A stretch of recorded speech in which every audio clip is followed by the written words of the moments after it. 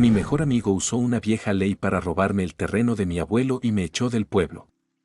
Regresé 3 años después y usé una ley más antigua que él para demostrar que él era mi esclavo legal. Hola, mi nombre es Daniel.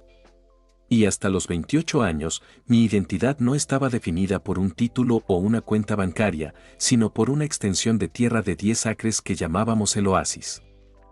Este no era un simple terreno en la región rural de nuestra provincia, era un santuario, el legado tangible de mi abuelo. Un hombre que me enseñó que la verdadera riqueza se mide en la calidad de la tierra que cultivas y la pureza del agua que fluye en ella. Yo era un hombre de la tierra, mi futuro se tejía en los surcos de los campos y el rumor constante del manantial subterráneo. Mi abuelo, antes de morir, me hizo prometer 2 cosas: primero, que nunca vendería la tierra, y segundo, que nunca permitiría que el manantial, la verdadera joya del oasis, dejara de servir a las familias del valle. La propiedad era especial precisamente por ese manantial, una fuente inagotable de agua cristalina que no solo irrigaba nuestros cultivos, sino que abastecía históricamente a varias parcelas vecinas. Era la fuente de vida de la comunidad. Mi mejor amigo desde la infancia era Mateo. Crecimos juntos en el oasis. Él venía a mi casa para escapar de la rigidez de su propio hogar. Su familia, los dueños del único bufete de abogados del pueblo, tenían una visión del mundo que se medía en contratos y cláusulas. Yo le ofrecía la sencillez de las manos en la tierra. Mateo era el hombre de la mente, brillante, ambicioso, el que se fue a la capital a estudiar derecho con el único propósito de regresar y modernizar el pueblo. Yo lo consideraba mi hermano. Nuestro vínculo era tan fuerte que cuando mi abuelo murió, dejándome la propiedad, Mateo se ofreció de inmediato a manejar todo el papeleo legal de la transferencia de herencia. Déjamelo a mí, Daniel, me dijo, con la mano en mi hombro. Tú encárgate del duelo. Yo me encargo de que todo esté en orden. Ese gesto, el colmo de la lealtad fraterna, fue la navaja que me apuñalaría. El dolor de la pérdida me cegó. Yo le entregué a Mateo mi total confianza, mi fe ciega. Él me presentó una pila de documentos notariales, los protocolos estándar, la declaración de herederos, las formalidades mínimas. En retrospectiva, la manipulación comenzó allí, sutilmente, bajo la apariencia de ayuda. Mateo había estado estudiando la ley de propiedad por servidumbre tácita de 1957, un estatuto legal de la provincia casi olvidado, una reliquia de la época de la postguerra. Esta ley era una trampa perfecta. Establecía que si una propiedad que contenía un bien de utilidad pública, como un manantial o un camino vital, no estaba debidamente registrada o mantenida según los estándares comunitarios. Y si el propietario mostraba negligencia, cualquier demandante con un plan de mejora o uso comunitario podía iniciar un proceso de adquisición forzosa de la propiedad a un valor nominal. Marcos no solo me hizo firmar la renuncia a la apelación. En los meses de mi duelo, él se dedicó a sembrar evidencia. Como abogado del pueblo y amigo, tenía acceso fácil. Él manipuló informes de inspección, exagerando el deterioro del sistema de riego que yo, absorto en el duelo, había descuidado temporalmente. Presentó planos de un proyecto de parque comunitario y reserva hídrica que nunca construiría, todo para cumplir con el requisito de mejora comunitaria de la ley de 1957. 3 meses después del funeral, la bomba estalló. Una mañana, la sheriff del condado apareció con una notificación judicial sellada. Era una orden de desalojo emitida por un tribunal superior. El demandante, Mateo. Lo confronté en el bufete de su padre, un lugar de mármol frío y falsa sofisticación que contrastaba con la tierra cálida de mi hogar. Él me recibió con su atuendo de seda, sin un ápice de remordimiento, solo con una fría profesionalidad legal. Daniel, dijo, girando su bolígrafo de oro, sin mirarme a los ojos. Lo siento de verdad por el shock, pero esto es solo una transacción. Una transacción legal. Tú nunca quisiste ser un empresario. El oasis no está generando el capital que debería. Y yo no podía permitir que un recurso como ese manantial se desperdiciara. Me explicó la ley de 1957 con una paciencia cruel, detallando cómo mi negligencia temporal y su plan de mejora le otorgaban el derecho legal ineludible de adquirir la propiedad. Mira, te pagaré el valor nominal de la tierra seca, sin contar el valor del agua. Es lo que marca la ley. Aquí tienes un cheque, Daniel. Vete del pueblo. Aquí ya no tienes nada que hacer, concluyó, ofreciendo el cheque como si fuera una limosna. La humillación fue total y pública. Había perdido mi hogar, mi legado, y la fe en la amistad, todo a manos de un tecnicismo legal. El pueblo, que dependía de las familias ricas de Mateo para sus asuntos legales y financieros, me dio la espalda. Fui el tonto sentimental que confió en el abogado y perdió la granja de su abuelo. Fui expulsado del único lugar que conocí. La noche que me fui, conduje mi vieja camioneta hasta la capital, llevando conmigo solo dos cosas, la promesa incumplida a mi abuelo y un odio helado hacia la arrogancia legal de Mateo. Pasé los siguientes 3 años en la ciudad, viviendo en un apartamento diminuto, trabajando en cualquier cosa que me diera tiempo libre, repartidor, guardia de seguridad nocturno. Pero mi verdadera vida estaba en la Facultad de Derecho de noche. No quería ser abogado, solo quería convertirme en un experto en leyes arcaicas de propiedad rural. Yo quería que Mateo, el hombre que creía haber usado la ley más antigua para ganar, fuera destruido por una ley que ni siquiera conocía. Pasé incontables horas en la biblioteca de la universidad, sumergido en los archivos polvorientos, buscando estatutos provinciales, enmiendas olvidadas.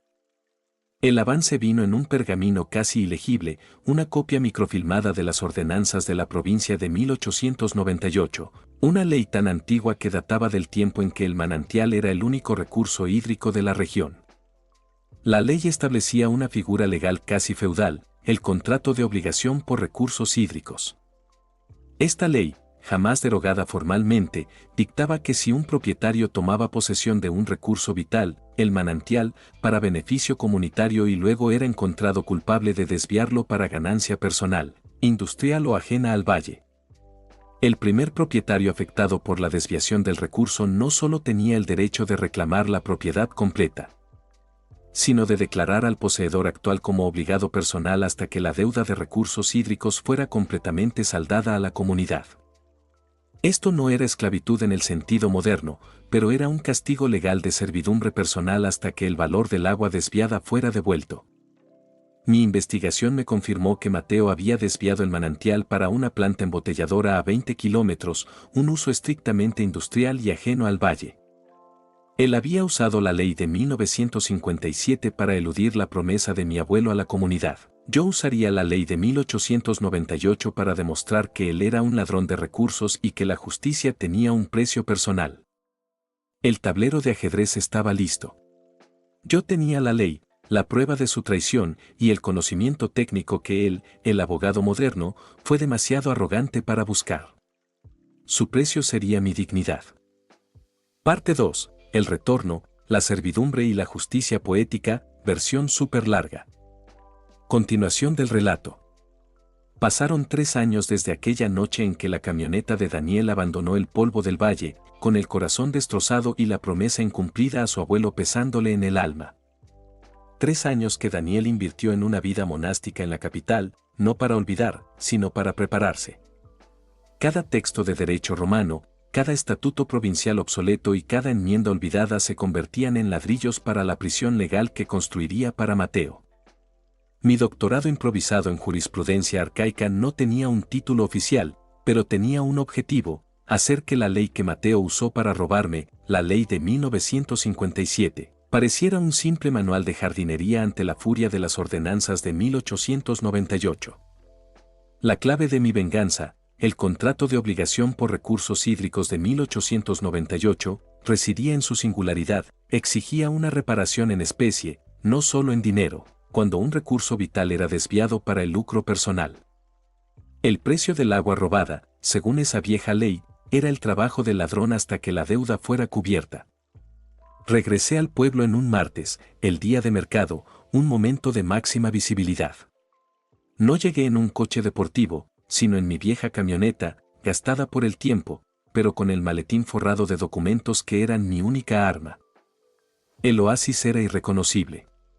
Mateo no había creado el parque comunitario y reserva hídrica que prometió a la corte. Había levantado una cerca de alambre de púas, había pavimentado casi la mitad de la tierra de labranza y, lo más doloroso, había construido una fea estación de bombeo industrial justo al lado del manantial.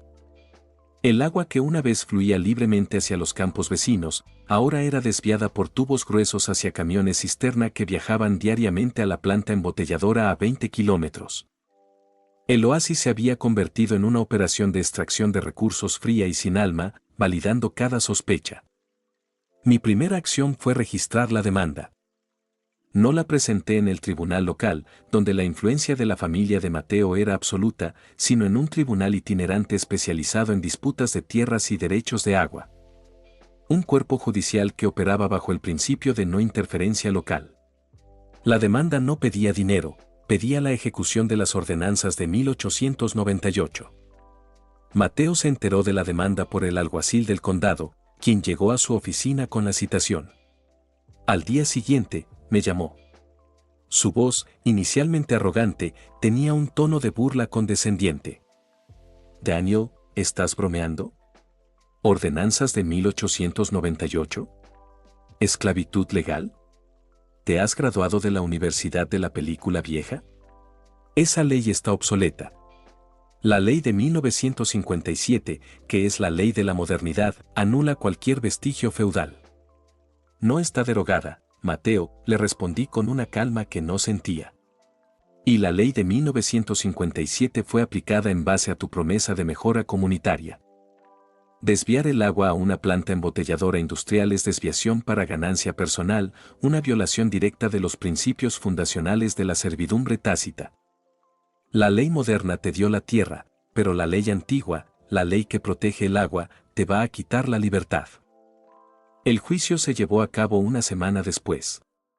La sala estaba llena de vecinos. Todos querían ver al tonto que había regresado y al brillante abogado que lo había arruinado. El abogado de Mateo, un colega de la capital, abrió la sesión con una risa contenida, presentando la demanda de Daniel como una farsa nostálgica basada en leyes de la época de la carreta y el sombrero de copa. Señoría, argumentó el abogado, el demandante nos presenta una ley que no se ha invocado desde la Guerra Civil. La ley de 1957 rige el uso de recursos y servidumbre. El señor Mateo ha actuado legalmente bajo esa ley. Mateo, sentado a su lado, me miraba con una expresión de piedad condescendiente. Él creía que yo había desperdiciado 3 años de mi vida en un pergamino polvoriento. Fue entonces cuando presenté mi caso. Paso 1. La anulación de la ley de 1957. Presenté el contrato de suministro de agua firmado por Mateo y la planta embotelladora industrial. Demostré que el 90% del agua se desviaba fuera del valle para lucro privado, violando la justificación de uso o mejora comunitaria que se usó para despojarme. La adquisición forzosa de Mateo, por lo tanto, había sido una ejecución fraudulenta basada en una mentira procesal. El juez, un hombre serio y veterano, asintió, reconociendo el tecnicismo. Paso 2. La supremacía de la ley de 1898. Una vez que la ley de 1957 fue invalidada por el fraude, presenté las ordenanzas de 1898. Mi argumento fue impecable, la ley antigua no había sido derogada, simplemente había sido ignorada. Las leyes de la provincia dictaban que, en caso de conflicto entre estatutos sobre un recurso vital no renovable, el agua del manantial, prevalecería la ley más antigua y específica que protegiera el recurso. El manantial era un recurso vital, la ley de 1898 era la más antigua y la más específica. Paso 3. La ejecución de la deuda. Aquí vino el golpe final. La ley de 1898 no preveía multas, preveía la restitución del recurso y el contrato de obligación personal. Yo presenté los cálculos, la cantidad de agua desviada en los últimos 3 años, su valor de mercado, y lo convertí en una deuda de jornadas de trabajo requeridas para restaurar el ecosistema hídrico dañado. Su señoría, concluí, sosteniendo el pergamino original de 1898, Mateo no robó solo la tierra, robó el agua de la comunidad. Y el precio de esa agua, según la ley de nuestra provincia, es que él se convierta en mi obligado personal, sirviendo al primer propietario afectado, hasta que la deuda sea cubierta por su trabajo de restauración. La sala enmudeció. Mateo se levantó de un salto, pálido, con la voz ahogada. Esto es ridículo, su señoría. Esclavitud.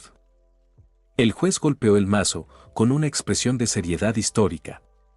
La ley es clara, señor Mateo.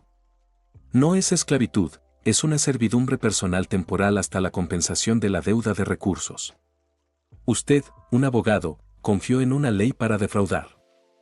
Ahora debe someterse a la ley que era demasiado arrogante para investigar. El veredicto fue, anulación de la venta de 1957, restitución total de El Oasis a Daniel, y la declaración de Mateo como obligado personal de Daniel por 8.760 horas de trabajo. 3 años de jornadas laborales completas. La humillación de Mateo fue la justicia poética más dulce que pude haber imaginado. Él, el hombre de negocios de cuello blanco, fue despojado de su imperio legal por el hombre de la tierra al que despreció. Al día siguiente, regresé a El Oasis. El alguacil llegó a notificar a Mateo su nueva condición. Mateo estaba sentado en la pavimentada entrada, con la cabeza gacha, con el traje de seda ahora cubierto de polvo. Daniel, esto es un error, murmuró, su voz apenas audible. No puedes hacerme esto. Soy un abogado, un hombre de negocios. Yo soy el propietario legal, Mateo, le dije, señalando el manantial, que ahora fluía libremente gracias a una orden judicial que yo había conseguido. Y tú eres mi obligado personal. Tu deuda con la comunidad es restaurar esta tierra a su estado original, trabajando bajo mis órdenes hasta que la deuda de 8.760 horas esté cubierta. Mateo pasó de firmar contratos en la capital a mover sacos de arena bajo el sol ardiente. Su primera tarea fue desmantelar la estación de bombeo industrial que él había construido para desviar el agua. Su segunda tarea, bajo mi atenta mirada, fue comenzar el largo y doloroso proceso de rehabilitación del suelo que había dañado con el cemento. El pueblo observó. Al principio con asombro, luego con un silencio de justicia satisfecha. El tonto que se fue regresó como un campeón de la ley y de la tradición. El brillante abogado que robó fue el esclavo legal, castigado no por la moral, sino por su propia profesión. Yo volví a cultivar el oasis, con la ayuda forzada del hombre que me había traicionado. Restauré el manantial a su uso comunitario, cumpliendo la promesa a mi abuelo. Al final de su primer año, Mateo, agotado y humillado, se acercó a mí. Daniel, dijo, con una sinceridad que no le escuchaba desde nuestra infancia.